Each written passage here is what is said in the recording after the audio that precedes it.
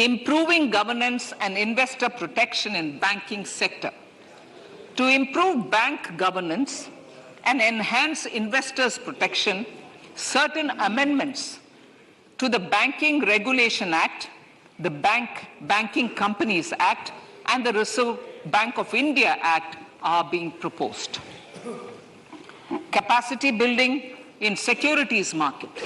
Honorable Speaker, sir, to build capacity of functionaries and professionals in the securities market, SEBI will be empowered to develop, regulate, maintain, and enforce norms and standards for education in the National Institute of Securities Markets and to recognize award of degrees, diplomas, and certificates.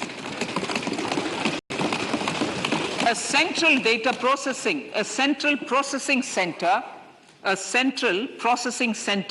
will be set up for faster response to companies through centralized handling of various forms filed with field officers under the Companies Act.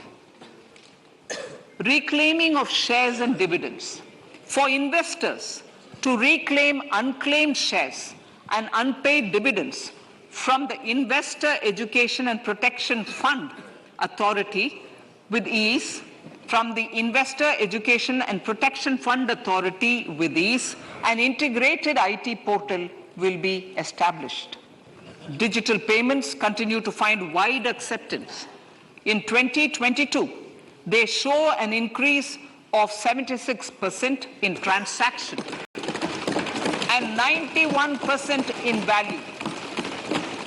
Fiscal support for this digital public infrastructure will continue in 2023-2024. Azadi Ka Amrit Mahotsav, Mahila Samman Bachat Patra. For commemorating Azadi Ka Amrit Mahotsav, a one-time new small savings scheme, Mahila Samman Savings Patra or Savings Certificate, Mahila Samman Savings Certificate will be made available for a 2-year period up to March 2025. This will offer deposit facility up to 2 lakh in the name of a woman or girls for a tenor of 2 years at fixed interest rate of 7.5% with partial withdrawal option. Senior citizens. The maximum deposit limit for senior citizens savings scheme will be enhanced from 15 lakh to 30 lakhs of rupees. The maximum deposit limit for monthly income account scheme will be enhanced from 4.5 lakh to 9 lakh for single account and from 9 lakh to 15 lakh for joint account. Honorable Speaker, sir, fiscal management. 50 years interest-free loan to states. The entire 50-year loan to states has to be spent on capital expenditure within 2023-24.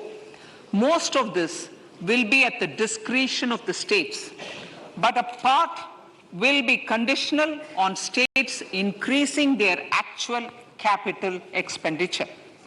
Parts of the outlay will also be linked to or allocated for the following purposes: scrapping old government vehicles, urban planning reforms and actions, financing reforms in urban local bodies to make them credit-worthy for municipal bonds, housing for police personnel above or as part of the police station, constructing unity malls, children and adolescent libraries and digital infrastructure, and state share of capital expenditure of central schemes. Honorable Speaker, sir, fiscal deficit of states. States will be allowed a fiscal deficit of 3.5% of GSDP, of which 0.5% will be tied to power sector reforms. Revised estimates 2022 to 2023. The revised estimate, Honorable Speaker, sir, of the total receipts other than borrowing is 24.3 lakh crores, of which the net tax receipts are 20.9 lakh crores. The revised estimate of the total expenditure is 41.9 lakh crores of rupees, of which the capital expenditure is about 7.3 lakh crores. The revised estimate of the fiscal deficit is 6.4% of GDP, adhering to the budget estimate. So budget estimates of 2023-24. Coming to 2023-24, the total receipts other than borrowings and the total expenditure are estimated at 27.2 lakh crores and 45 lakh crores respectively. The net tax receipts are estimated at 23.3 lakh crores. The fiscal deficit is estimated to be 5.9% of the GDP. In my budget speech for 21-22, I had announced that we plan to continue the path of fiscal consolidation, reaching a fiscal deficit of below 4.5% by 2025-26, with a fairly steady decline over the period. We have adhered to this path, and I reiterate my intention to bring the fiscal deficit below 4.5% of GDP by 2025-26. To finance the fiscal deficit in 2023-24, the net market borrowings from dated securities are estimated at 11.8 lakh crores. The balance financing is expected to come from small savings and other sources. The gross market borrowings are estimated at 15.43 lakh crores of rupees. Honorable Speaker, sir, I now move to Part B.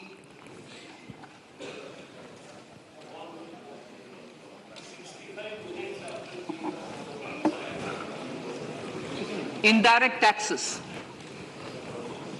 My indirect tax proposals will aim to promote exports, boost domestic manufacturing, enhance domestic value addition, encourage green energy and mobility. A simplified tax structure with fewer tax rates helps in reducing compliance burden and improving tax administration. I propose to reduce the number of basic customs duty rates on goods other than textiles and agriculture from 21 to 13. As a result, there are minor changes in the basic custom duties, cesses and surcharges on some items including toys, bicycle, automobiles and naphtha. Green mobility. To avoid cascading of taxes on blended compressed natural gas, I propose to exempt excise duty on GST paid compressed biogas contained in it. To further provide impetus to green mobility, customs duty exemptions is being extended to import of capital goods and machinery required for manufacture of lithium-ion cells for batteries used in electrical vehicles as well.